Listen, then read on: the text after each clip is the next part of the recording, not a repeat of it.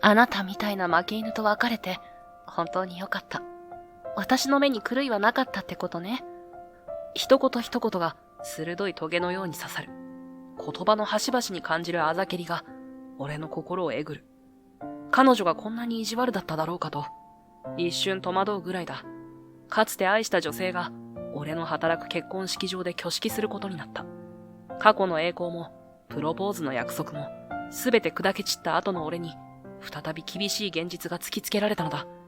しかし、そんな彼女の結婚式当日、披露宴でピアノを演奏するはずのピアニストが、急に腹痛を起こし、弾けないという前代未聞のピンチに陥る。俺が弾きます。俺がそう言うと、控室にいた全員が一斉にこちらを向き、息を飲む。おい、本気か？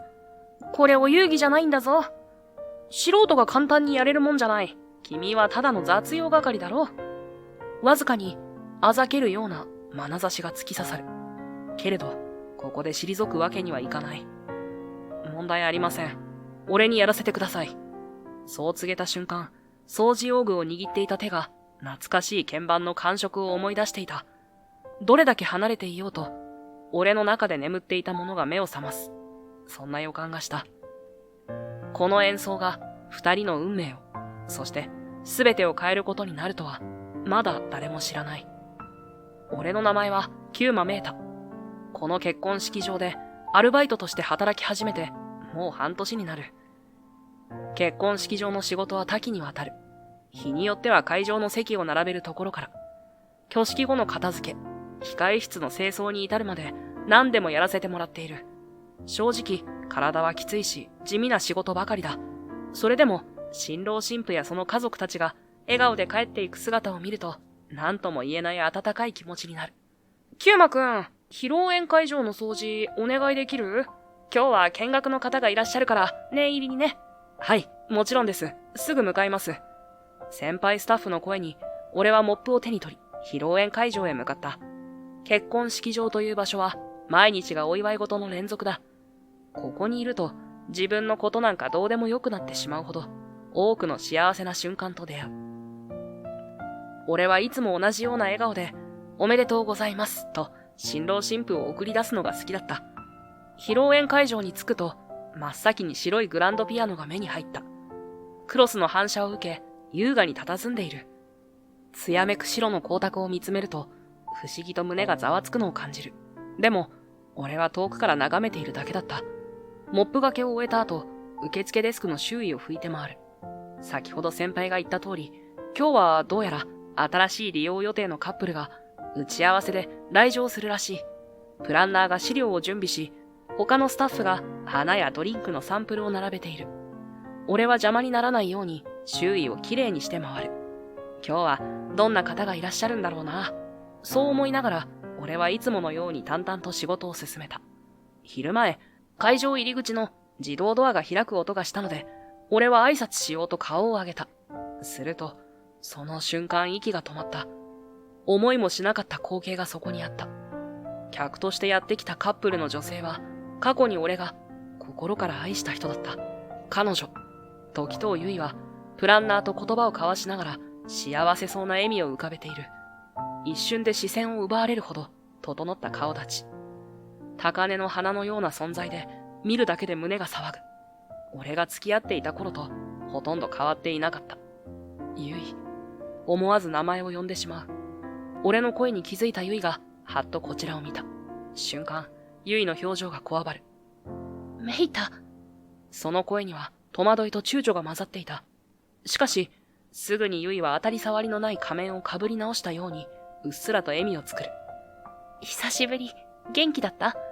まあ、なんとか。お前こそ、生きていれば、どこで誰と再会するかわからないとは聞くけど、まさか自分の働く場所、それも結婚式場で会うなんて、なんともやりきれない偶然に胸がざわめく。すると、ゆいの隣に立つ男が、俺に目を向ける。俺たちがただならぬ空気を醸し出しているのを察したのか、少し不思議そうに首をかしげた。ゆい、彼は知り合いかい？その声は低く落ち着いていて、いかにも育ちが良さそうな印象を受ける。言葉遣いも丁寧で、優しげな笑みを浮かべている。すると、ゆいは少しだけ視線を落としていった。ええ、昔、同じ大学に通っていたことがあって、それだけの関係よ。それだけの関係か。俺は胸の奥にちくりと痛みを感じた。キューマはメータと言います。こちらの式場でスタッフをしています。俺は勤めて平静を装いながら頭を下げる。男は礼儀正しく軽く頭を下げ返しながら穏やかに笑った。林クラトです。ユイの婚約者になります。どうやらユイがお世話になっていたようで、ありがとうございます。そう言って、クラトさんは俺に名刺を差し出す。いえ、そんな。まさかこんな形で元カノの婚約者を紹介されるなんて思わなかった。胃のあたりがキリキリする。林様、時藤様、お待たせしました。打ち合わせのお部屋へ案内します。プランナーがやってきて、ユイたちを連れて行く。見送るように後ろ姿を見ていると、不意にユイが振り返った。目が合った瞬間、彼女は決まりが悪そうに目をそらす。打ち合わせ室へと二人が消えていく背中を見つめながら、俺の胸は苦い思い出でいっぱいになる。それだけの関係か。つぶやいてみてもどうしようもない。かつては互いに愛し合っていたはずだった。大学で共に学んだ時間、そのすべてが遠い昔のことのように思えてくる。立ち尽くす俺の横を、他のスタッフが忙しそうに通り過ぎていった。俺は意識を引き戻すように一つ息を吐き、仕事仕事と自分に言い聞かせて先へ進んだ。トイレ掃除は俺の業務の中でも慣れ親しんだ作業だ。かがんで便器を丁寧に磨きながら心のざわつきを紛らわせる。洗剤の匂いが鼻を刺してくるが、それでも無心になれるのはありがたい。乾燥した布で最終的に床を拭き上げる。この工程が全て終わればトイレ掃除は完了だ。ようやく終わって立ち上がり、扉を押して外へ出ると、廊下を歩いていた女性と目が合う。ゆいだ。ああ、俺はぎこちなく声を漏らす。まさか、一日に二度も気まずい再会をするなんて、思ってなかった。向こうも驚いた顔をしていたが、すぐに顎を少し引いて、目つきを冷たく変える。こんなところで何してるの？トイレ掃除？ふん？トゲトゲしい口調に、俺の胸がざわつく。俺はうまく言葉が返せないまま、どうにか絞り出すように言った。ゆい、幸せそうでよかったな。婚約おめでとう。それしか言えなかった。すると彼女は、嘲笑を含んだような、冷ややかな表情で俺を見下ろすようにしていった。まさかこんな場所で雑用係をしてるなんて、想像もしなかった。笑っちゃう。あなたみたいな負け犬と別れて、本当によかった。私の目に狂いはなかったってことね。一言一言が鋭い棘のように刺さる。言葉の端々に感じるあざけりが俺の心をえぐる。彼女がこんなに意地悪だっただろうかと一瞬戸惑うぐらいだ。私が結婚するクラトさんはね、大企業の社長の息子なの。あなたなんかとは比べ物にならないほど才能に満ち溢れていて将来有望なのよ。俺は思わず息を飲み、どうにか落ち着こうと深呼吸をする。だけど胸の奥が痛くなるばかりで言い返せない。じゃあ失礼するわね。打ち合わせがまだ残ってるから。まさかこんな場所で再会するなんて思わなかったけど、今後も邪魔だけはしないで。ゆいはきびすを返すと、すれ違いざまに軽く鼻で笑う。俺はどうすることもできなかった。彼女の気配が遠ざかっていく中、何も言い返せない自分を情けなく思った。ゆいが去っても、しばらくその場に立ち尽くしていた。すると突然、メイタじゃないか？と、聞き慣れた声が廊下に響いた。驚いて振り向くと、そこには懐かしい顔があった。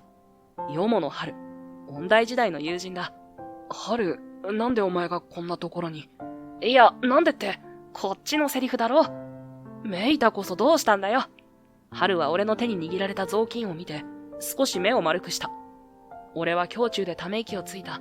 下手な言い訳をするより、本当のことを言うしかない。俺はここでバイトしてるんだ。清掃とか受付とか。そう告げると、春は目を丸くした。お前が？あの天才ピアニストって言われたキューマメータが？マジかよ。春に悪気がないのは分かっているが、彼の言葉が痛烈に胸に突き刺さった。俺は乾いた笑みで応じた。そういうことだ。今はただのバイト、もとい雑用係だよ。春は何とも言えない表情を浮かべ、一度口を閉じてから言った。俺はな、時藤に頼まれて、彼女の結婚式でピアノを弾くことになったんだ。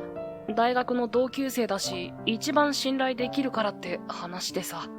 そう言って、少し罰の悪そうな笑みを浮かべる。悪いな、なんか、昔からの知り合いだから断りづらくって。春の表情からは、俺に対する遠慮がにじみ出ていた。俺としては心苦しいけど仕方ない。改めて春は俺を上から下まで眺める。それから春は俺に近づいて少し声を落とした。それにしてもメータがこんなところで働いてるなんて思わなかったよ。お前、音大時代はあんなにすごかったじゃん。海外のコンペとかもいろいろ挑戦してさ。で、時藤と結婚するんだって言ってただろ。あの時本気そうだったのに、どうしてこんなことに。春の言葉を受けて、俺の頭には一気に昔の記憶が押し寄せてきた。俺は幼い頃からピアノが好きで、国内のピアノコンクールでそれなりに評価を得ていた。周囲からは天才ピアニストの卵なんて呼ばれたりもした。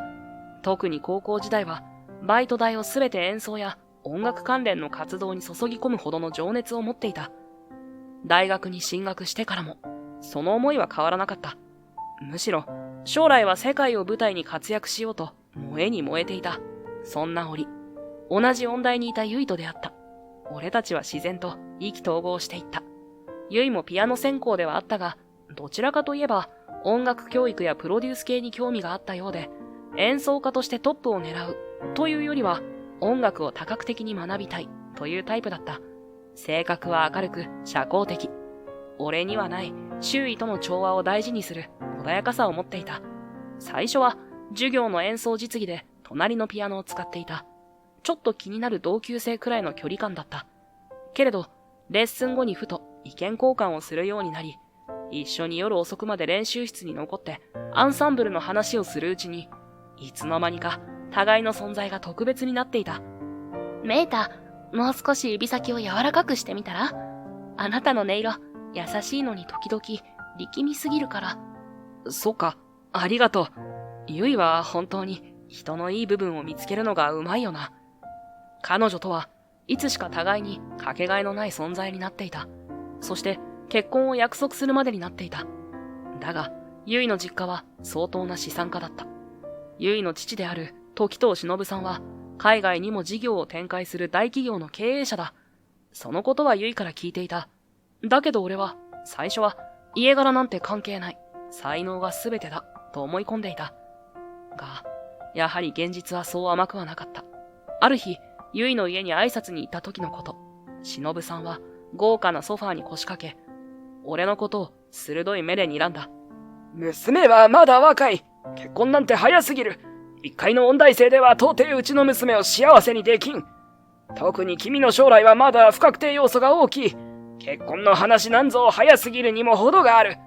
お父さん、メイタはただの音大生じゃないわ。ユイが食い下がるように前に出る。メイタはショパンコンクールの予選で史上最年少で通過したのよ。ウィーン国際でも特別賞、先生たちからも期待の新星って言われてて、メータの演奏を一度でも聞いたらわかるはず。あの繊細な音色と誰も真似できない表現力。私、音楽を学んできてこんな才能に出会ったことないの。メータは絶対に大丈夫。私が保証する。だって私、メータの演奏を一番近くで見てきたから。震える声に一生懸命さがにじむ。握りしめた手が小刻みに揺れているのが分かった。だけど、忍さんは譲らなかった。そして最終的に、俺に条件を突きつけてきたのだ。どうしても娘と結婚したいというなら、近々開催される国際ピアノコンクールで優勝してみせろ。あのコンクールは、世界中の有望な若手ピアニストが集う権威ある大会だ。そこで優勝すれば、私としても君のことをただの音大生ではないと認めないわけにはいかない。忍さんの言った国際ピアノコンクールは、ヨーロッパを中心に名高い若手向けの登竜門と言われているコンクールだった。日本の若者はなかなか入賞すらできないほどレベルが高いとされ、受賞者は大手レーベルから CD デビューが約束されることもある。俺にとっても憧れの舞台だった。半ば無茶ぶりだと思いながらも、俺はそれを受けることにした。お父さんの言うことなんて気にしなくていいよ。ユイはそう言ってくれたが、俺はむしろ闘志が湧いてきていた。音楽で優位を守れるなら、俺は何だってやってやると思った。それからの数ヶ月、俺は大学の授業とコンクールに向けた猛練習に明け暮れた。学内のピアノ室はもちろん、自宅の電子ピアノでも、ほとんど寝る間を惜しんで指を動かし続けた。教授からは、音楽は根性論だけじゃない。もっと自分の感性を大事にしろと苦言を呈されるほどだったが、それでも、俺は立ち止まるわけにはいかなかった。そして運命の日、国際ピアノコンクールの本戦で、俺は人生で最高の演奏をした。緊張で手が震えそうになったが、俺の耳元には、ゆいが最後にくれた、あなたなら大丈夫、という言葉がこだましていた。あれが背中を押してくれた。結果は優勝。信じられないほどの快挙だった。海外の聴衆も審査員も、みんなが俺のピアノを絶賛してくれた。それはまさに夢のような出来事だった。俺は喜びと安堵で、しばらく現実感を失っていたけれど、ステージを降りる時には気づけば涙が溢れていた。日本から来ていた教授や先輩、マネージャーのように動いてくれた同期の友人たちに囲まれ、拍手喝采を浴びながら、俺はユイとの明るい未来を確信していた。コンクールが終わって日本に戻るや否や、俺はある計画を進めていた。結婚指輪を買いに行ったのだ。コンクールでの賞金は、ほとんど渡航費や滞在費、そして今後の活動のための費用に回ることになっていたが、指輪を買うだけの余裕は何とか作った。小ぶりだけど、輝きはしっかりとあるダイヤモンドのリング。店頭でこれを手に取ったとき、ユイの笑顔が目に浮かんで胸が熱くなった。これで、やっとユイを幸せにできる。そう信じきっていた俺は、家の近くのカフェにユイを呼び出した。ところが、やってきたユイはいつになく冷たい表情だった。普段の柔らかな雰囲気とはまるで別人のように見えた。気のせいだ。きっとユイも緊張しているんだと思い、俺は震える手で大切にしまっていた小さな箱を取り出す。ユイ、結婚してくれ。胸の高鳴りを抑えきれなかった。だが、ユイは俺の目を見ようとしない。しばらく、俺たちの周りを静寂が取り囲んだ。やがて、ユイは俺を見た。その瞳には、かつて見たことのない冷たさが宿っていた。まさか本気だったの？冷たい笑みを浮かべて、ユイは少し首をかしげながらそう言った。思わず俺は息を飲む。コンクールで優勝したからって、私と結婚できると思ったの？ごめんね。ちょっと勘違いしすぎ。そもそも、付き合ってたのだって、ただの気まぐれよ。音大の中で一番の天才のあなたとの恋愛ごっこ。楽しかったわ。でもね、現実を見なさい。私たち、住む世界が違うの。これ以上夢見るのはやめましょう。その言葉は、まるで氷の刃のように胸を突き刺した。俺は何かの冗談に違いないと思いたかったが、ユイの口元に浮かぶ冷ややかな笑みを見て、冗談ではないのだと悟った。どうしてだ？だって俺たちずっと一緒になるって。あのコンクールだってお父さんが優勝すれば認めてくれるって。一生懸命に言葉を紡ごうとしたが、ユイは顔を横に振るだけだった。もう行くね。さよなら。そう言い残すと、ユイはコートの襟を立て、雨上がりの街に消えていった。渡そうとしていた指輪は、結局渡せないまま、手のひらの中で冷たく光り続けていた。俺は呆然と立ち尽くしていた。カフェの BGM が妙に耳に残った。その日以来、俺はピアノの前に座ると、あの日のユイの姿が頭にちらつくようになった。成功と喜びを味わったはずのコンクールが、俺にとっては思い出すだけで心をえぐる存在に変わってしまったのだ。あれほど愛していたピアノに向き合うことが、苦しくてたまらなくなった。そして気づいたら俺は、ピアノからも、大学からも、すべてのものから距離を置くようになっていた。あの指輪は結局、棚の奥にしまい込んである。見るたびにあの時の光景がフラッシュバックして、胸が苦しくなるが、捨てきれずにいた。俺が過去のことを思い出して黙りこくっている間、春は俺の沈黙をいたわるような視線を向けていた。まあ、無理に話さなくていいよ。でも、もったいないと思う。お前ほどの奴が、こんなところで働いてるなんて。その春の言葉に、俺は一息ついて床に視線を落とす。思わず苦笑が漏れる。春は、まるで言葉を選ぶようにしばらく黙っていた。俺がふと顔を上げると、彼は真剣な眼差しで、こちらを見つめて言う。お前、本当にもうピアノを弾かないのか？もったいないって。俺はあの頃、お前の演奏にどれだけ刺激を受けたか。その言葉に胸がかすかに熱くなる。春も、俺が本気でピアノに打ち込んでいた頃を間近で見ていた一人だ。同級生として互いに助言し合い、時には切磋琢磨していた。お前はいつか世界的なステージに立つのが当然のやつだって俺は思ってた。いや、みんなそう思ってたよ。だからこそ、今こんなところでうずくまってる姿見るとさ、なんでだよって思っちゃうんだよな。春の声には悔しさと哀れみに似た響きが混じっている。俺は目を伏せる。もういいんだ。俺には無理だよ。ピアノを弾くたびに、ゆいの顔が浮かぶんだ。それで指が止まってしまう。時間をかけてリハビリをすれば戻るかもしれない。でも、今はもう、そこまでして取り戻したいと思えなくなったんだ。心の奥底に、重りがのしかかるような重苦しさを感じる。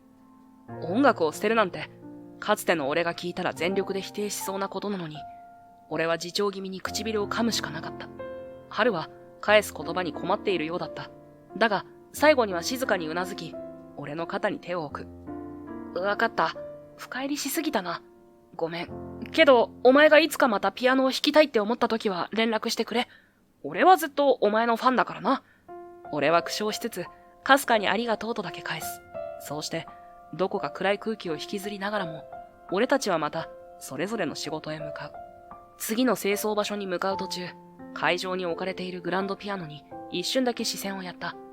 短く息を吐いて目を閉じ、もう一度掃除道具を押し直す。心の底に沈んだ泥のような感情がそう簡単には消えてくれそうにないのを感じながら、それから数日が経った。仕事を終えて、俺はいつものように裏口から外に出た。すでに日は暮れ、街灯がぼんやりと薄闇を照らしている。帰路を歩いている途中で、ふと足を止めた。街灯に照らされた高級車から降りてきた男の姿に、心臓がドクンと音を立てたのだ。それはクラトさんだった。式場で見たユイの婚約者に間違いない。クラトさんは助手席のドアを開ける。そこから降りてきたのは、真っ赤なワンピースを身にまとった派手な女性だった。ユイじゃない。誰だあの女は。クラトさんは女性の腰に手を回すようにして、親しげに何か耳打ちしている。事情を知らない第三者が見れば、まるで二人は恋人のように見える。そんな距離感だ。少なくとも、あの態度はただの友人なんて、生優しい間柄ではなさそうだ。俺は嫌な予感を覚えつつも、彼に声をかけるべきか迷った。ここで知らん顔をしたところで、自分には関係がないから構わないはずだ。でも、それでいいのか？ユイがあんな男と結婚して大丈夫なのか？そんな思いがぐるぐると頭を巡る。結局、心の奥に湧き上がる違和感を無視できず、俺は意を決して、一歩、クラトさんの方へ近づいた。すみません、クラトさん。なるべく丁寧な口調で呼びかける。すると、驚いたように振り向いたクラトさんの表情が、俺の姿を認めた瞬間、一変した。式場で見せていたあの穏やかな笑顔が嘘のように、露骨に嫌悪感をあらわにする。ああ、誰かと思えば、式場の雑用係くんか。何かよ。吐き捨てるような調子に、思わずあっけに取られてしまった。式場では丁寧な言葉遣いと態度だったのに、どこへ行ったんだあの紳士然とした彼は。クラトさんは腕に絡みつく派手な女の髪を撫でながら、俺を睨むように見下ろしている。俺はなるべく冷静を保とうと深呼吸した。その女性は一体、俺が恐る恐るそう尋ねると、クラトさんの眉間がピクリと動いた。ああ、この子か。まあ友達みたいなもんだよ。仕事関係で付き合いがあるんでね。友達？ひどい。私のこと愛してるって言ってたくせに。派手な女は真っ赤な唇を尖らせて、ますますクラトさんに密着する。はいはい、ごめんって。そうでも言わないと、この式場の下っ端くんに変な勘繰りされちゃうからさ。クラトさんは俺を寝踏みするように見下ろし、せせら笑う。お前、何様のつもりで人のプライベートに首突っ込んできてるんだ？あ、もしかしてお前、ユイに気があるのか？無駄。分相応ってもんを知りなよ。まあ言ってもわかんないか。とにかく、底辺は底辺らしく、黙って掃除してりゃいいんだよ。こめかみが熱くなる。クラトさんの上から目線の態度に、ムカついて仕方がなかった。だが、今は感情的になるべきじゃない。歯を食いしばって怒りを抑える。ユイは、このこと知ってるんですか？するとクラトさんは、わざとらしく肩をすくめる。別にどうでもいいだろう。あいつにだって男友達くらいいるだろうし。俺たち政略結婚なんだよ。お互い割り切ってるんだから、口出しするなよ、雑用係くん。政略結婚。その言葉の重みに一瞬息が詰まる。クラトさんは小馬鹿にした調子で続けた。あいつんちとうちは取引がある。そこをもっと太くするために結婚を利用するってだけだよ。俺の親父も向こうの父親も関係を強化するならって乗り気なんだ。つまり、ユイは所詮道具ってわけ。うちの会社と時藤グループの橋渡し程度の価値しかないんだよ。お前。思わず声が低くなる。が、クラトさんはそんな俺をあざけるように鼻で笑う。あいつだってわかってるよ。綺麗な顔して高飛車に振る舞ってるけど、結局はパパの金で生きてる箱入り娘。まあ飾り物としては上等だけどね。顔も悪くないし、結婚するにはちょうどいい女だよ。形式上は妻がいても、遊ぶ相手は別に作ればいいわけだしな。カッと視界が真っ赤になる。俺は一歩踏み出し、クラトさんの胸ぐらを掴んだ。彼は驚いた表情を一瞬浮かべたが、すぐに笑みを作った。ああ、怒っちゃった。なんだ、あいつのナイトは清掃員ってか？笑える。俺は抑えきれない衝動に突き動かされるまま、拳を振り抜いていた。鈍い音がして、クラトさんが地面に転がる。あたりがしんと静まり返った。派手な女が、キャーッと悲鳴を上げ、一歩後ずさる。俺は自分の拳がじんじんと痛むのを感じながら、はっと我に返った。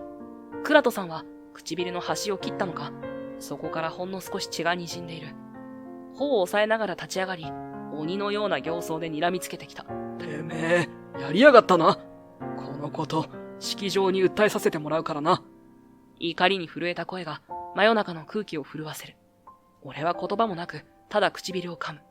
殴ったことを後悔しているわけじゃない。けれど、これで事態が好転するわけがないことは理解していた。翌日、俺は結婚式場のオーナーから呼び出しを受けた。オフィスの狭い室内に通され、オーナーと人事担当らしき人物が神妙な面持ちをしている。俺が席に着くと、オーナーは胸の前で腕を組みながら一つため息をついた。聞いたよ君、林様を殴ったらしいな。彼はうちの重要顧客でもある。どうしてそんなことを？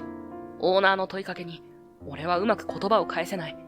頭の中は昨夜の出来事の余韻でぐちゃぐちゃだった。オーナーは人事担当と顔を見合わせる。林様から直接クレームが来たんだ。こんな乱暴な従業員のいる式場じゃ安心して式を挙げられないってね。別の場所に変えようかとおっしゃっている。これはうちにとって大問題だ。俺は唇を噛み、頭を下げた。申し訳ありません、本当に。だが、オーナーの表情は曇ったままだ。式場としては、顧客に暴力を振るった従業員を雇い続けるわけにはいかない。クビにさせてもらう。無情な宣告が下された。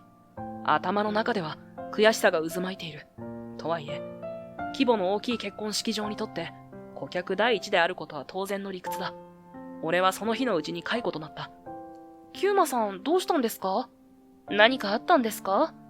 帰り際、事情を知らないスタッフ仲間は心配そうに声をかけてくれた。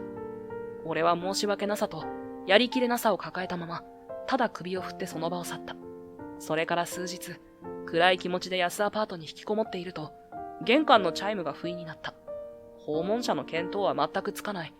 大家さんか、あるいは新聞の勧誘か。そんな風に半ば投げやりな思考でドアを開けた。ゆい。そこに立っていたのは紛れもなくゆいだった。いつもより少しやつれたようにも見える。けれど、その瞳には何か強い光が宿っていた。そして開口一番、怒鳴りつけてきた。バカじゃないの？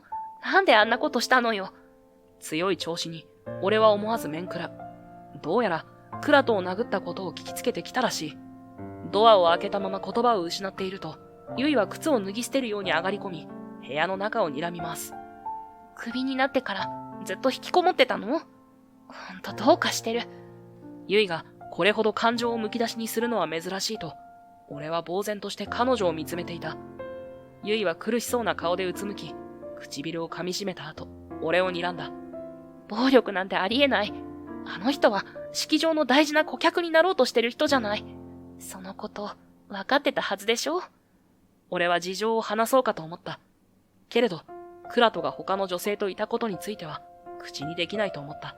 言ってしまえば、ユイがどれだけショックを受けるかわからない。すまない。でもあいつは良くないって思う。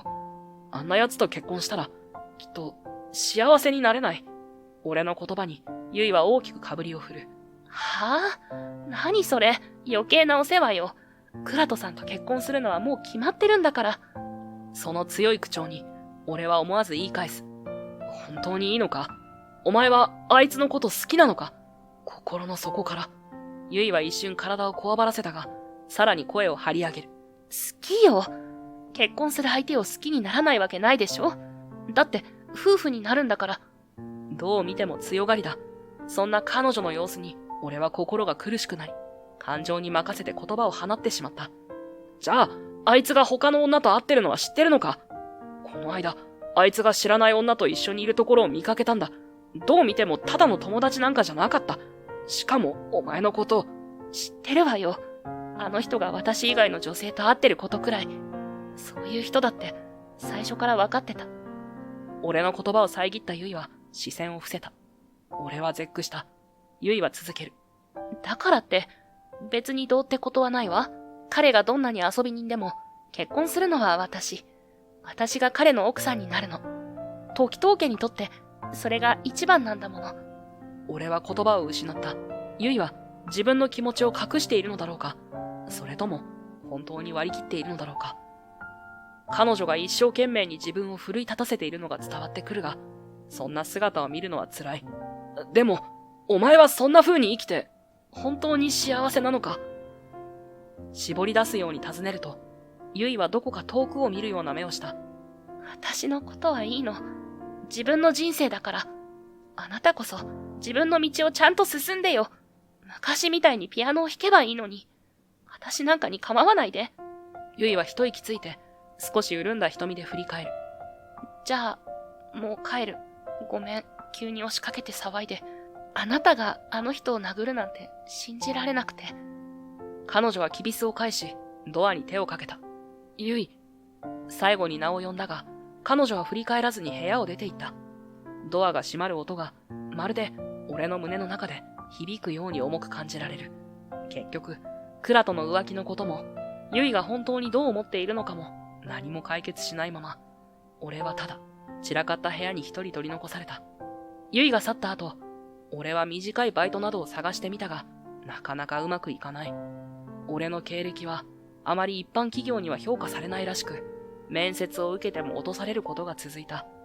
どうしてこんなことになったんだろう。酒を飲む金すら惜しい状況で、ぼんやり天井を見つめながら自分を嘲笑する。そんな暗い日々が続いていたある日、スマホが震え、着信を知らせる。画面を見ると、そこには結婚式場のオーナーの名前が表示されていた。驚いて通話ボタンを押す。もしもし、キューマです。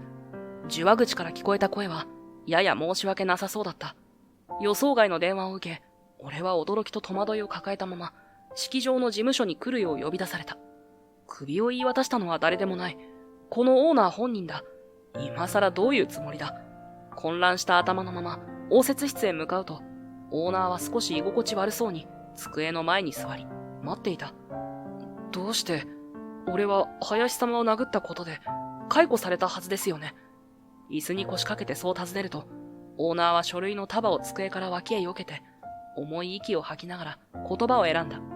外の光がブラインド越しに差し込み、室内の空気にかすかな埃が舞っているのが見える。それは、私としても苦渋の決断だったんだ。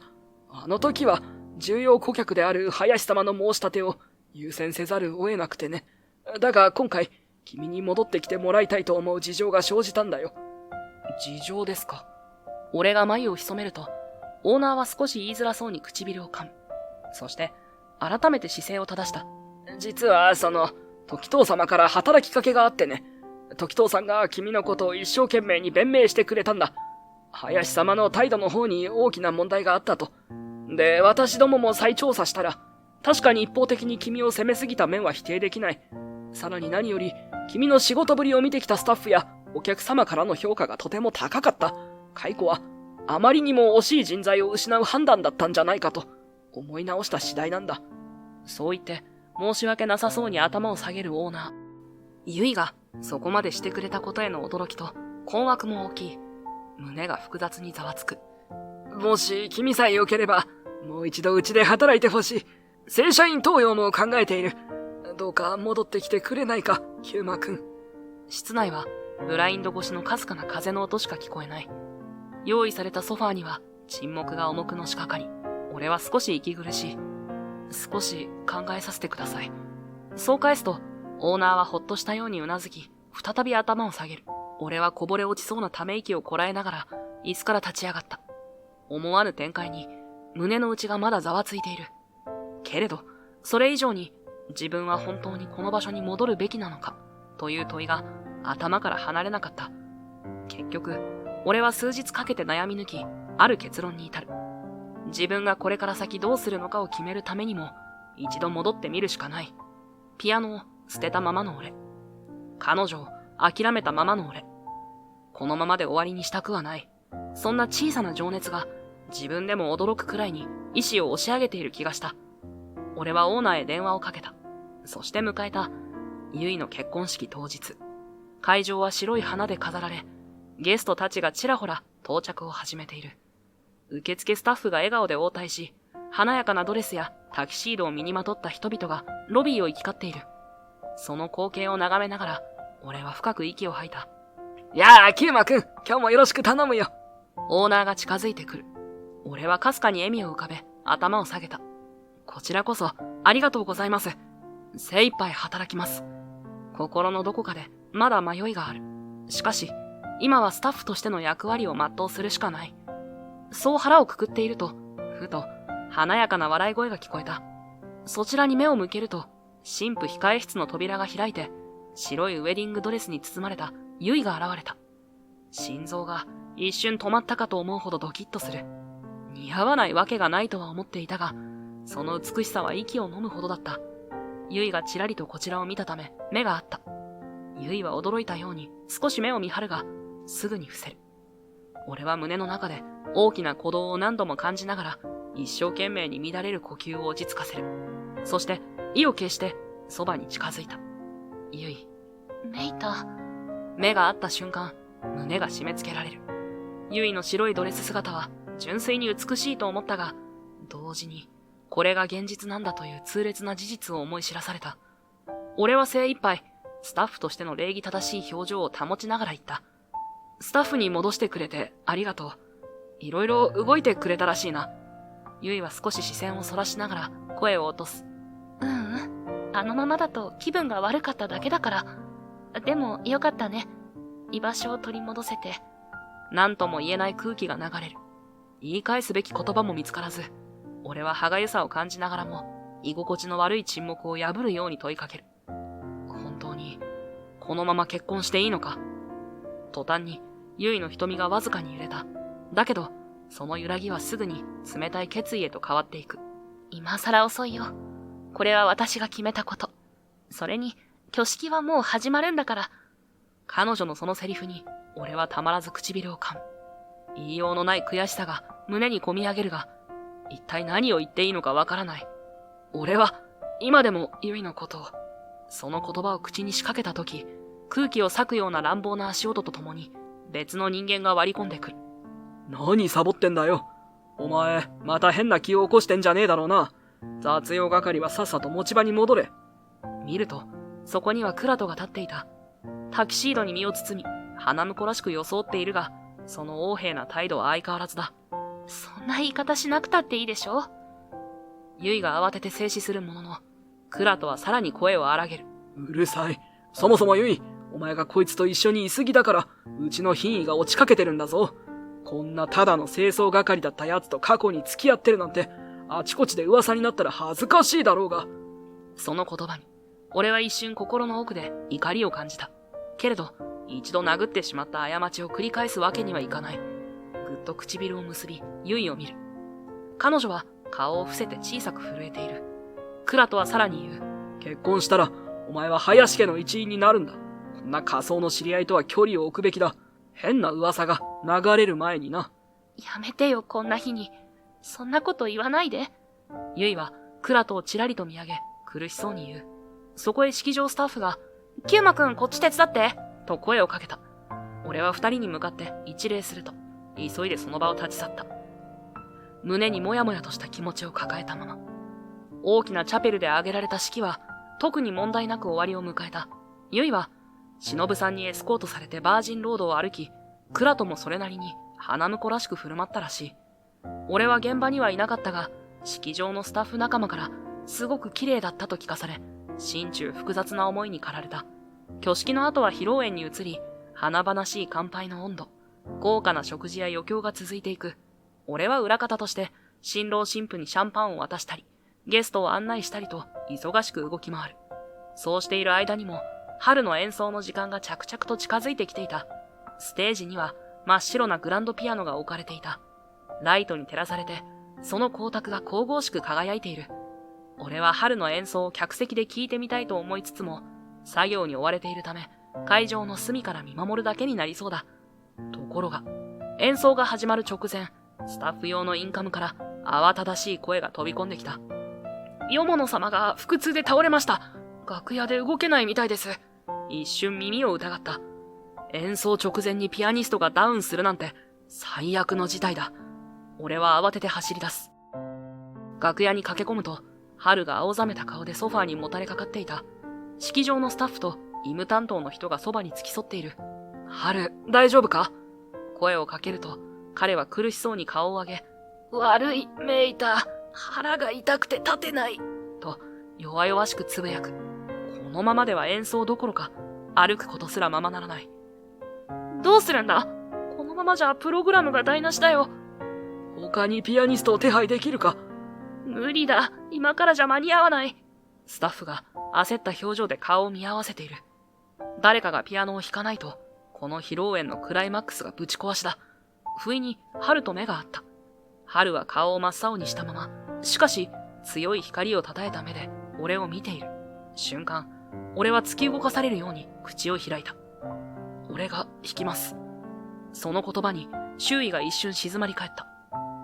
お前が？でも、スタッフの一人がそうつぶやいたとき、オーナーが慌てた様子でやってきた。どうなんだ？もう演奏の時間だぞ。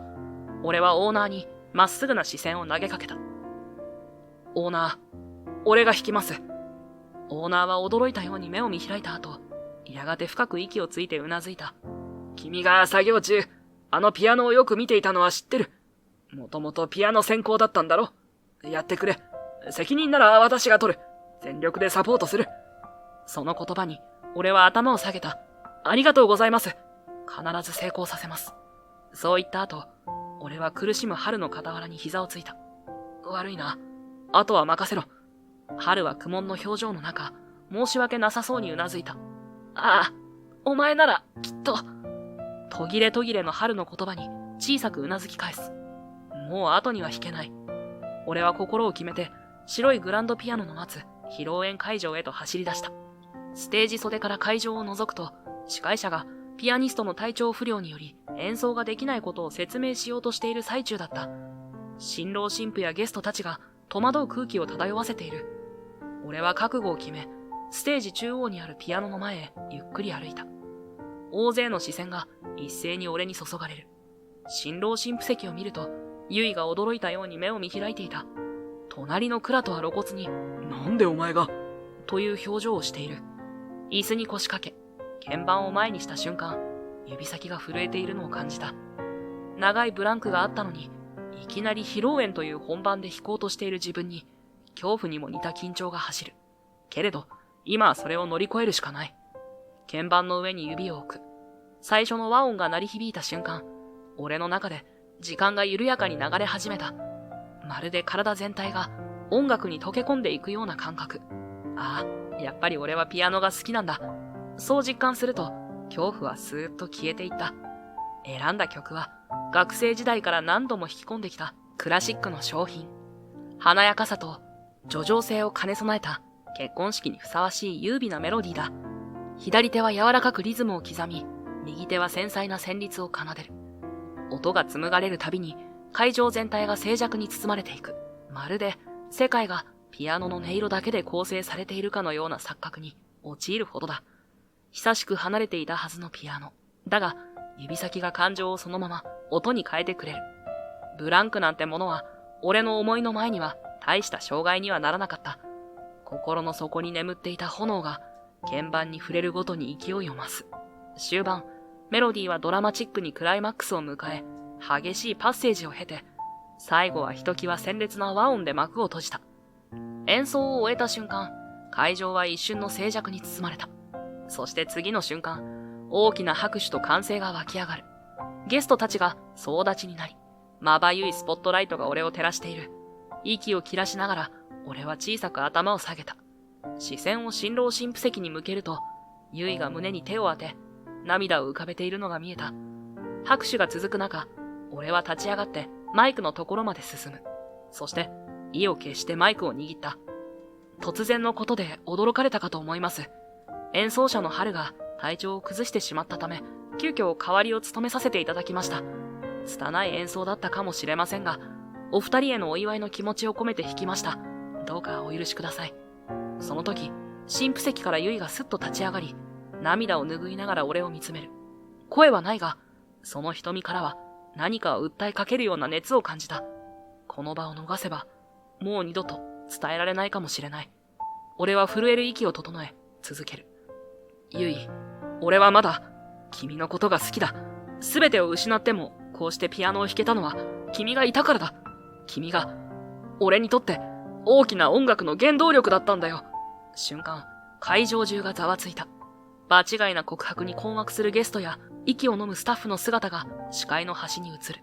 しかし、ユイは驚いていない様子だった。涙を流したまま、ひたと俺を見据えている。お前、何やってるんだ。自分が何をしたか分かってんのか。これは俺とユイの結婚式だぞ。クラトが顔を真っ赤にして席を立ち上がる。おい、お前も何か言え。クラトの剣幕にユイは返事をすることができず、目を伏せる。彼女の肩が小さく震えているのがわかる。何か言えって言ってるのが聞こえないのか。こんな時に黙ってんじゃねえ。クラトは激高したまま、ユイの腕を乱暴に掴んで強く引き寄せる。ユイは思わず体勢を崩し、ふらついた。純白のウェディングドレスの裾が揺れ、足元がもつれて、横に倒れ込むように膝をついてしまう。小さくうめくユイの姿に、会場のあちこちから悲鳴やどよめきが起こった。彼女の方は、緊張と羞恥で好調し、肩が震えている。会場からどよめきと悲鳴が上がった。俺の目の前が再び真っ赤になった。しかし、俺がクラトの元に向かおうとした瞬間、忍さんがすっくと立ち上がり、重厚な声で言い放った。ユイ、お前の好きにしていい。その一言に会場が静まり返る。どういう意味ですか、お父さん。クラトがあたふたした様子で忍さんを見る。すると、忍さんは鋭い目でクラトを射抜き、低く続ける。どうもこうもない。娘に手を挙げるような男との結婚を私が許すとでも思ったのか。忍さんはクラトを睨む。一瞬ひるんだクラトだったが、すぐに笑顔を貼り付けた。今のはついうっかりってところですよ。あんな奴に俺の花嫁を取られると思ったら我慢できなくて。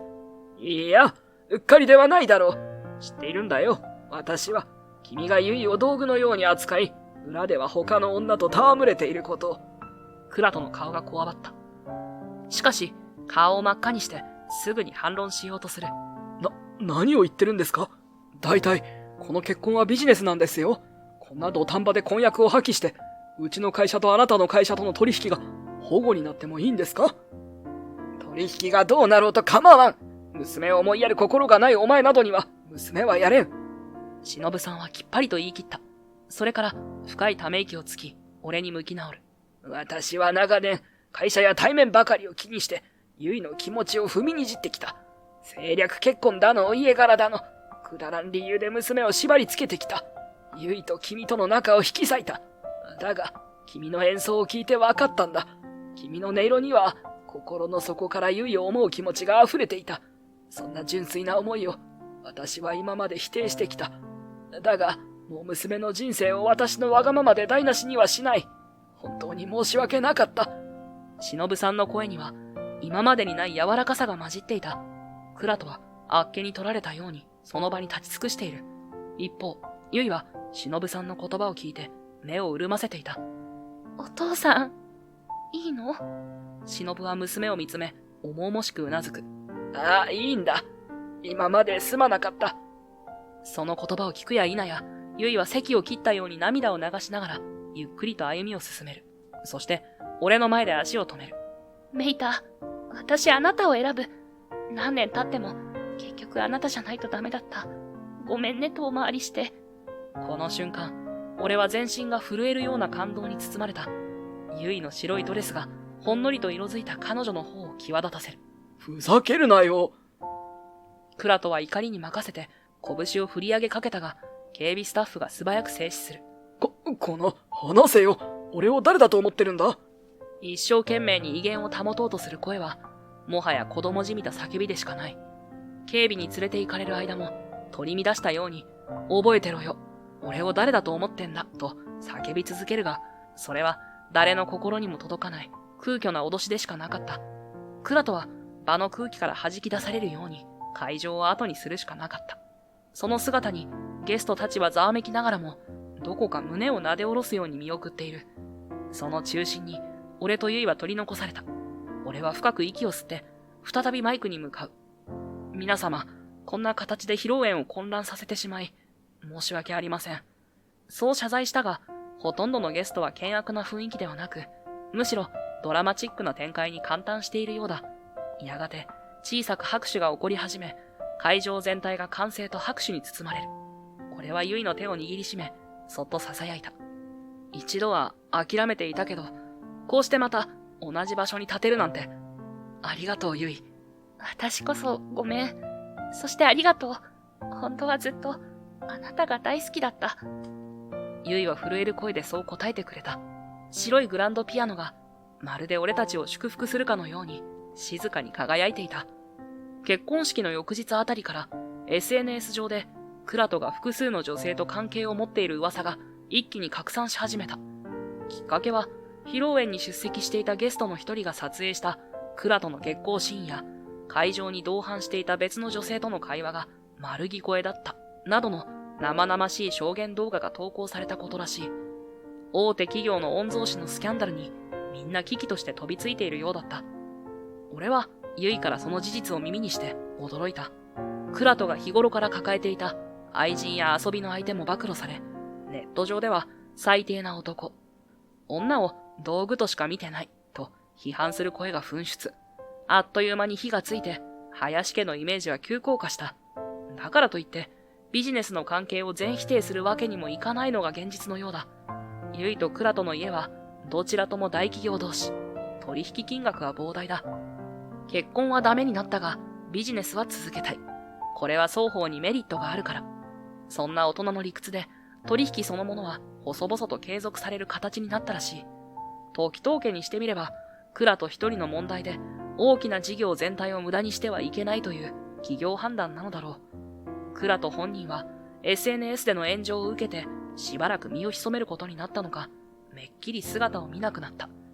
あれほど傲慢で横柄だった男が世間の批判を一身に浴びてどんな思いをしているのか。正直に言えば俺はあまり同情心を覚えない。なんたって俺の最愛の人を不幸にしようとしていたのだから。皮肉なことにその同じ SNS で俺が話題になったのはそれから間もなくのことだった。披露宴で急遽ピアノを弾き、ユイへの思いを告白した場面をゲストが撮影していたらしい。動画は拡散され、突然現れた神ピアニスト、結婚式場でドラマのような愛の告白などと瞬く間にバズってしまった。俺は当初戸惑いと気恥ずかしさでいっぱいだった。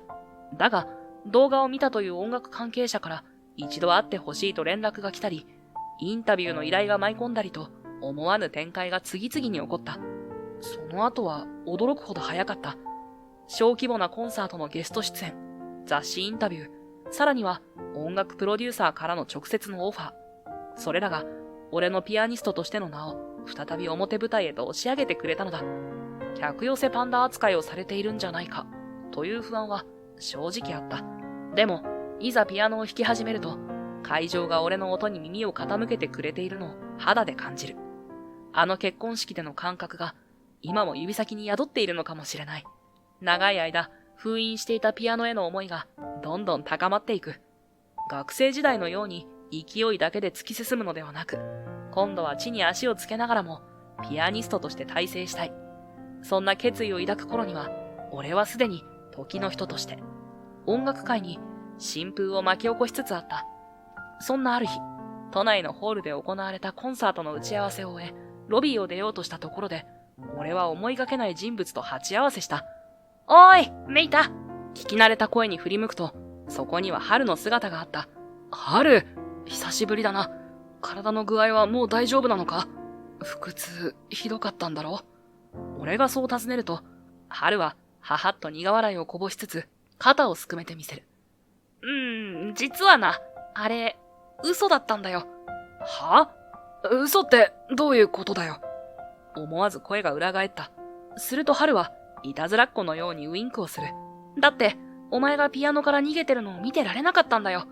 あの時は、きっかけさえあれば、絶対に弾くって信じてたからさ。ほら、俺って自称、演劇部顔負けの演技力があるだろ。あの腹痛、迫真の演技だっただろ。お前、マジかよ。呆れながらも、こめかみあたりが熱くなるのを感じる。あのウェディング披露宴で、突然ピアニストを降りたのは、すべて春の演技だったということか。おかげで、お前は大成功。しかも、再びピアニストとして注目されるようになった。となれば、そうだな。これはもう、俺のおかげだって言っても過言じゃないよな。春は冗談めかして胸を張る。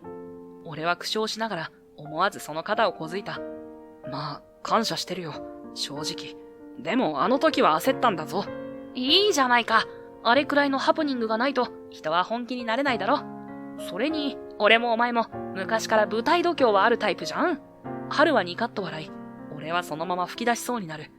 彼の作戦がなければ、今の俺は存在しなかったのかもしれない。遠回りではあったけれど、再びピアノに向き合わせてくれたのは、確かに春の策略だったのだ。ありがとうな、春。俺が素直に礼を言うと、春は目を丸くしてから、恥ずかしそうに手のひらを振った。おっと、それはいいんだって。お前が音楽界に復帰して、まばゆいばかりに活躍するのを見られるだけで、俺は満足なんだよ。まあ、たまには、俺の演奏も聞きに来いよな。天才ピアニストさんよ。当然だろう。機会があれば、一緒に弾こうぜ。そんなたあいないやりとりの間にも、ホールの入り口から爽やかな風が吹き抜けていく。学生時代から続く縁が、こんな形で俺を奮い立たせてくれるなんて、思わなかった。そして、俺は久しぶりに時東家を訪れた。玄関先まで出迎えてくれたのは忍さんだった。厳格な表情は相変わらずだが、瞳の奥にはかつての鋭い敵意が薄れ、どこか穏やかな雰囲気を帯びている。よく来てくれた、メイタ君。今日は時間を作ってくれてありがとう。忍さんは俺を応接室へ通し、深々と頭を下げた。いえ、こちらこそお世話になっております。ぎこちなくはあるものの、俺も頭を下げる。ソファーに腰を下ろすと、少し間を置いて忍さんが口を開いた。先日の披露宴は、結果的にああいう形になってしまったが、君の演奏は素晴らしかった。さすが、過去に国際コンクールで優勝しただけのことはある。娘を助けてくれてありがとう。面と向かって礼を言われるとは思わなかった。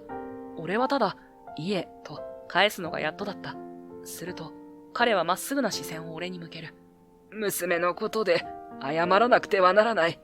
昔君がユイと結婚したがっていた時、私がコンクールで優勝しろなどと条件をつけたのは覚えているか？もちろん覚えている。その一言で、俺は血の滲むような練習を積み、優勝を勝ち取ったのだから。はい、覚えています。本当は君の実力を試したかったというより、私の会社の宣伝材料に利用しようと目論んでいたんだ。海外の名門コンクール優勝者を向こうにすれば、我が社の海外進出にも箔がつく。そんな下心があった。今思えば最低な発想だったと反省している。俺は無言で耳を傾けていた。すると忍さんは苦い顔で続けた。それが娘にバレたんだ。娘は君を守りたかったらしい。君が私の道具にされるくらいならと、本心を隠して君に別れを切り出したんだよ。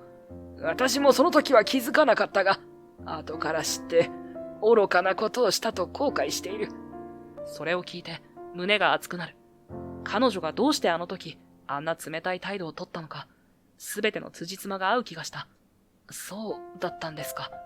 苦々しい思いと、ゆいへの感謝とが入り混じる中、それだけを言うのが精一杯だった。すると忍さんは、まるで俺の気持ちを汲むようにうなずく。だからこそ、娘が君を選ぶなら、私は二度と口を挟まない。むしろ君にこそ、娘を預けたい。ゆいを頼む。そう言って、差し出された手を、俺はまっすぐ見つめてから握った。応接室を出ると、廊下の奥からゆいが顔を覗かせていた。少しはにかみながら、こっちと手招きする。俺は胸をときめかせながら、後を追い、庭に面したサンルームのような空間に通された。ここ、落ち着くの。よく家族みんなで一緒に紅茶を飲んでる場所なんだ。ゆいは窓辺のソファーに腰を下ろす。その横に、俺も遠慮がちに座った。ガラス越しに見える庭は、季節の花で彩られ、小鳥のさえずりがかすかに聞こえる。あの時は本当にごめんね。ひどい言い方をして傷つけたよね。あなたがどれだけ私と結婚するためにコンクールに打ち込んでいたか知ってたのに。でも、ああでも言わないと、メイタは私を諦めないと思ったから。ゆいがそっと目を伏せる。その言葉を聞いて、俺は静かに首を振った。いや、俺の方こそ、何も知らずに勝手にショックを受けて、ピアノから逃げてた。ゆいも苦しかったのに、ありがとう。守ってくれて。ゆいは少し寂しそうに微笑む。お父さんにあなたが利用されるなんて嫌だったの。あなたは自分の音楽を貫くべき人だと思ってたから。思わず彼女の手を握る。長い空白を埋めるように指と指が絡み合う。そっともう片方の手をポケットに入れると、ずっと持ち歩いていた小さな箱を取り出した。これ、ずっと持っていたんだ。箱を開けると、その中にはコンクールで優勝した日に買った指輪が、今も変わらない輝きを放っていた。ゆいの目が大きく見開かれる。まさか、あの時の。声が震えている。俺は懐かしさと愛おしさを同時に噛み締めながら、彼女の左手の薬指に指輪を通す。もう二度と離さない。今度こそ、ちゃんとゆいを守りたい。君の隣にいたいんだ。その言葉にゆいの瞳が潤む。次の瞬間、彼女は微笑みながら、そっと俺の肩にもたれかかってきた。サンルームに差し込む柔らかな陽光が、俺たちの時間を優しく包んでいる。まるで、もう遠回りをしなくてもいいと伝えてくれているように感じた。人生は何が起こるかわからない。俺はコンクール優勝を手放し挫折したが、ゆいと絆を取り戻し、音楽に復帰した。もし逃げ続けていたら、この幸せはなかった。周囲を利用して、破滅へ向かったクラトのような生き方ではなく、大切なものを守り抜くことでこそ、真の幸福は生まれる。それを俺は遠回りして学んだ。ゆいの手のぬくもりを感じながら、俺は新たな一歩を踏み出そうと思う。ピアニストとして、そして男として。今度こそ、俺は自分に嘘をつかず、誰かを傷つけないためにも、精一杯音を紡ぎ、人生を奏でていくのだ。愛も才能も、決して無駄にはならない。俺とゆいは、それを身をもって証明するのだ。